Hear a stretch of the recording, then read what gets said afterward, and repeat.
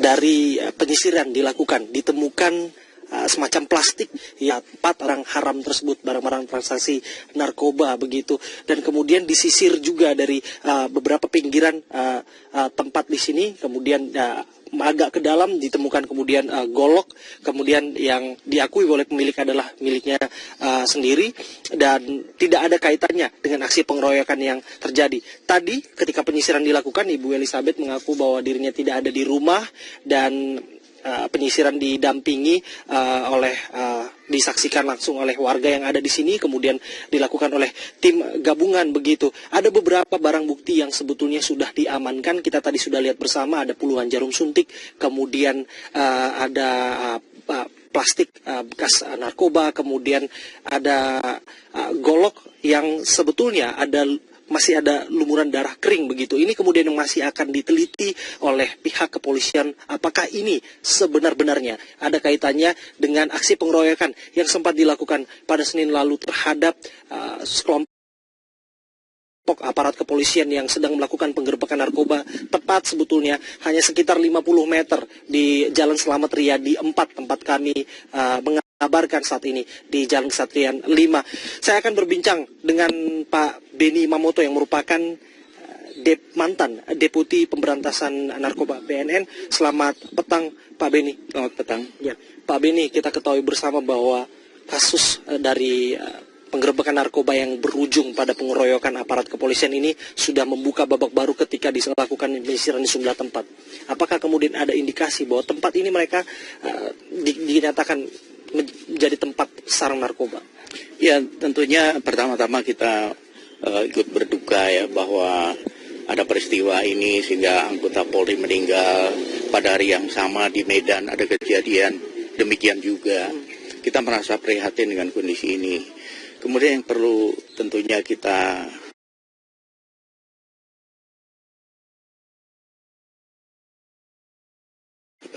perhatikan bersama bahwa perlawanan ketika dilakukan penangkapan atau penggerbekan ini bisa diisi narkoba setelah pakai atau sedang pakai. Orang dalam kondisi itu sudah cara berpikirnya lain, tidak ada rasa takut, tidak ada rasa malu, perhitungannya sudah tidak normal lagi. Baik, pertanyaan berikutnya adalah bagaimana mungkin secepat itu sekelompok orang yang tidak dikenal berkumpul untuk melakukan penyerangan terhadap anggota kepolisian? Nah, kemungkinan kedua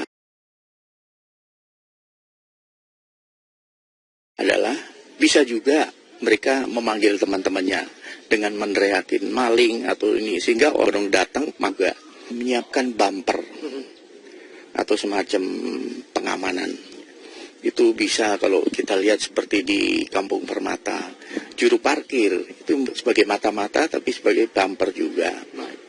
Tanjung Priok, di Madura, di Medan, begitu banyak lokasi-lokasi yang boleh dikatakan itu menjadi tempat peredaran dan tempat konsumsi narkoba.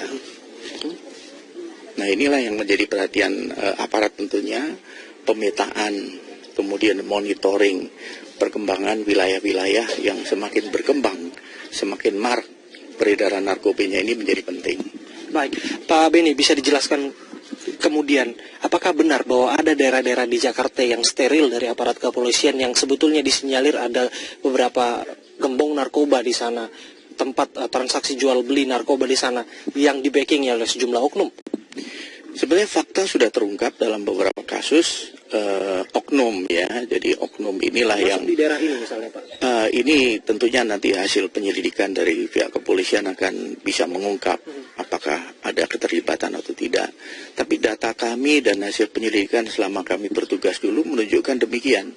Keberanian sindikat untuk beroperasi, biasanya mereka sudah berhitung bagaimana mengamankan diri, bagaimana supaya tidak mudah nanti digerebek atau tidak mudah ini, sehingga ada lapisan-lapisan. Ketika aparat baru mau masuk saja sudah ketahuan, mereka sudah membersihkan barang bukti, menyembunyikan barang bukti atau menghapuskan jejak. Baik, lantas seperti apa seharusnya skenario yang disiapkan oleh aparat kepolisian dan kemudian pihak yang berwenang, bisa dikatakan begitu, untuk mengantisipasi hal yang serupa bisa terjadi kemudian di tempat-tempat lain, bukan hanya di kawasan yang kita ketahui bersama terjadi pengeroyokan? Ya, jadi pengalaman kami ketika kami akan melakukan operasi penangkapan begitu di satu daerah, tentunya data intelijen harus masuk dulu, kondisi lingkungannya bagaimana, kekuatan mereka berapa, adakah backingnya dan sebagainya, sehingga kita tidak underestimate ketika melakukan eksekusi. Itu tidak underestimate kekuatan yang diturunkan berapa, itu harus seimbang. Contoh berapa kali operasi di Kampung Permata kekuatan penuh, maka senjata lengkap, Pak? Bersenjata lengkap, di backup oleh Brimob sehingga tidak ada perlawanan sama sekali. Baik, ketika ada intimidasi dan kemudian perlawanan, apalagi provokasi dari sejumlah orang yang tidak dikenal, apa seharusnya yang dilakukan, Pak? Pengalaman kami waktu masih muda, kami tugas di Polres Jakarta Pusat. Kami pernah menggerebek di daerah Manggarai. Kami kekuatan kecil, hampir sama, diteriakin maling. Kami langsung cabut senjata, buang tembakan peringatan, tunjukkan kartu anggota, saya petugas, nah mereka mundur. Jadi meski dalam kondisi misalnya saat itu ada sekelompok orang yang membawa samurai maksud kami, dan senjata tajam. Iya. Jadi dengan sikap seperti itu mereka mundur.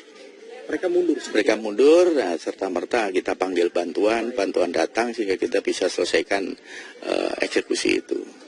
Baik.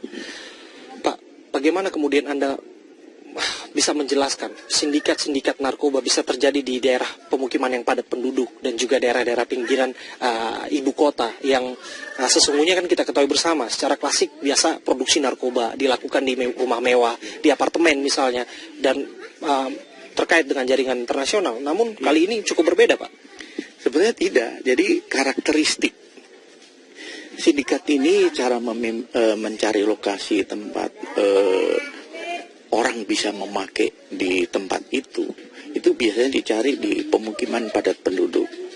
Kemudian yang kedua, dia membangun hubungan sedemikian rupa dengan lingkungan sehingga lingkungan tidak tahu apa yang terjadi. Karena hubungannya baik dengan lingkungan dan dia tidak terbuka ataupun tidak menjelaskan kegiatan apa yang terjadi di situ. Nah, kemudian berikutnya dengan membina hubungan yang baik ini tentunya orang akan pro ke dia karena dikenal orang baik dia, dia sosial dan sebagainya. Kemudian berikutnya akses untuk mencapai tempat itu sedemikian rupa sehingga aparat sulit untuk mendeteksi. Ketika mau melakukan penyelidikan pun tidak mudah karena begitu dicurigai itu akan bocor ke jaringan ini dan mereka akan merapikan atau menghilangkan barang bukti. Ini terjadi di Madura, di Medan, di Pontianak, kemudian di Kampung Permata, Tanjung Priok. Kami mensinyalir ada beberapa daerah yang mulai tumbuh seperti itu. Kampung yang terus berkembang dari kelompok kecil makin besar. Nah, di situ jangan-jangan ada unsur pembiaran, Pak? Bukan, di situ biasanya ada oknum 1-2 yang tidak hanya melindungi tapi juga menjadi mata telinga. Seandainya ada rencana operasi dibocorkan dan sebagainya. Baik. Itu juga kemudian yang harus diteliti. Bagaimana bisa kemudian ada rasa kekhawatiran yang timbul di tengah masyarakat untuk menginformasikan sesuatu barangkali kepada aparat yang berwajib jika menyaksikan secara langsung transaksi narkoba. Apalagi kita mengetahui kemarin tindakan ekstrim yang sampai melakukan pengeroyokan dan bahkan kita ketahui bersama berujung pada penghilangan nyawa, Pak. Ya, jadi para pelapor itu dilindungi kerahasiaannya, siapa identitasnya dan sebagainya. Jadi aparat wajib menjaga kerahasiaan, menutup sumber informasi itu, tidak dipublikasi tahukan ke orang lain. Contoh di BNN di sana ada call center yang menerima laporan dari mana-mana. Ketika laporan diterima maka kewajiban aparat untuk menutup sumbernya, tidak bocor kemana-mana.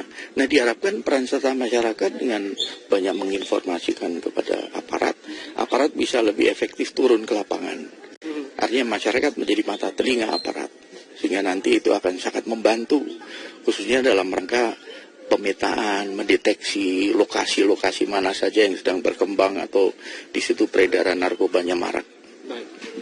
Tapi satu hal juga bahwa aparat juga turut proaktif untuk menjalin kembali kepercayaan masyarakat terhadap mereka, bahwa mereka adalah aparat yang tidak ada unsur embel-embel lainnya, Pak.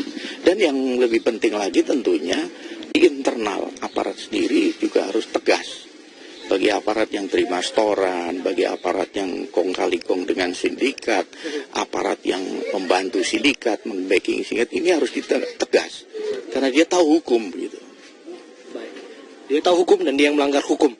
Baik, saya percaya bahwa semua orang sama di mata hukum bagi yang melakukan pelanggaran terhadap hukum begitu, ditindak tegas, Pak. Apalagi mereka aparat yang sudah mengetahui betul bentuk hukum itu dan implikasi hukum tersebut. Terima kasih Pak Beni Manoto sudah berbincang bersama kami, dan pemirsa kami kembalikan kepada rekan saya ada Muhammad Rizky dan juga Dwi Anggi di studio. Abraham Silaban, terima kasih langsung dari Matraman, Jakarta Timur.